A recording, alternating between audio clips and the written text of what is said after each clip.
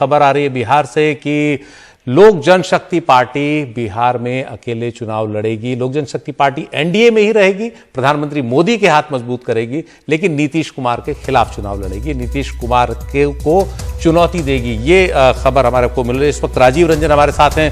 राजीव, तो अब नीतीश को एनडीए में ही चुनौती मिलेगी, नीतीश का रास्ता काफी मुश्किल हो जाएगा अपने ही घर में। बिल्कुल आप सही कह रहे हैं। देखिए, एलजेपी के जो संसदीय बोर्ड की बैठक हो रही है उसमें फैसला लिया है कि एलजेपी बिहार में अकेले चुनाव लड़ेगी, लेकिन सबसे बड़ी बात यह होगी अकेले चुनाव जरूर लड़ेगी, लेकिन एलजेपी जो है अपना कैंडिडेट बीजेपी के खिलाफ नहीं खड़ा करेगी, अपना उम्मीदवार नहीं खड़ा करेगी।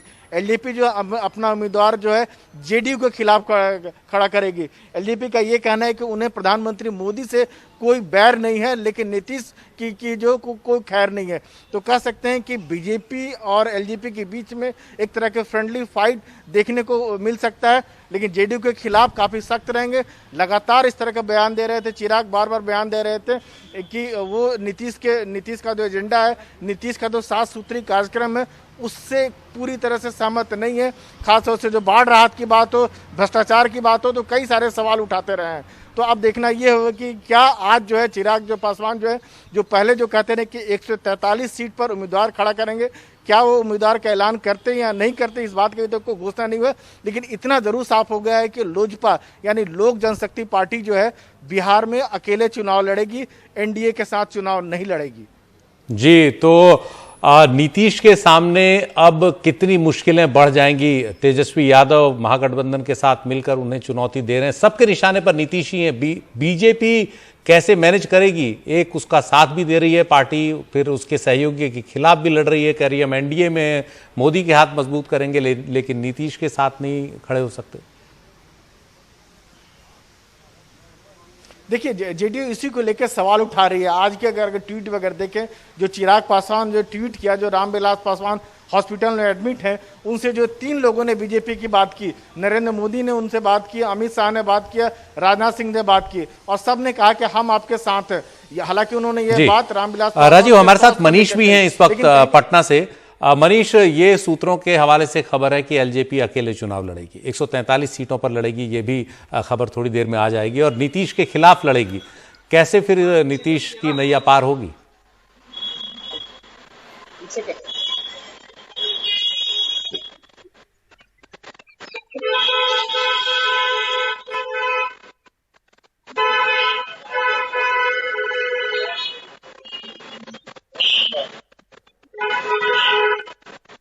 जी, निश्चित रूप से ये नीतीश की नैया को डुबोने के लिए ही ये फैसला लिया गया है।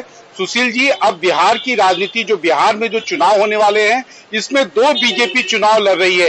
एक बीजेपी है, खुद जनता दल यूनाइटेड के कई सारे नेताओं से हमारी बातचीत हो रही थी, एक बीजेपी है जो नीतीश कुमार के साथ उनके सहयोग या उनके साथ अलायंस में चुनाव लड़ रही है, जिससे कि नीतीश का जो भी बेस वोट है उनके उम्मीदवारों को ट्रांसफर हो।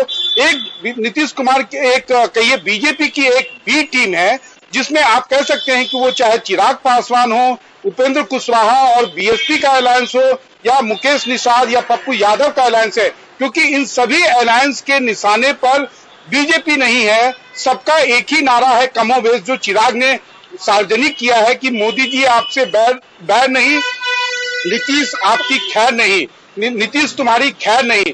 तो ये आप कह सकते हैं कि ये सोची समझी रणनीति का हिस्सा है, क्योंकि अगर आप देखें पिछले 48 घंटे को, तो बीजेपी के प्रधानमंत्री से लेके अमित शाह हो, राजनाथ सिंह हो, सब चिराग पासवान को फोन कर रहे हैं, लेकिन ये फोन रामविलास पासवान का हालचाल पूछने के लिए हो रहा है। अगर उनकी रुचि होती कि चिराग पासवान इसी अलायंस में रुके, तो निश्चित रूप से उन्होंने उस संबंध में भी कहा होता, और चिराग पासवान आज जिस स्थिति में है व्यक्तिगत रूप से या पर्सनल लाइफ में भी, वो शायद उसको इनकार नहीं कर पाते। और कल भी जो पटना में बातचीत हुई थी बीजेपी और जेडीयू में, जिसमें 122 और 121 सीटों पर बात हुई थी सुशील, उसमें यही कहा गया था कि बीजेपी अपने हिस्से से चिराग पासवान को देगी।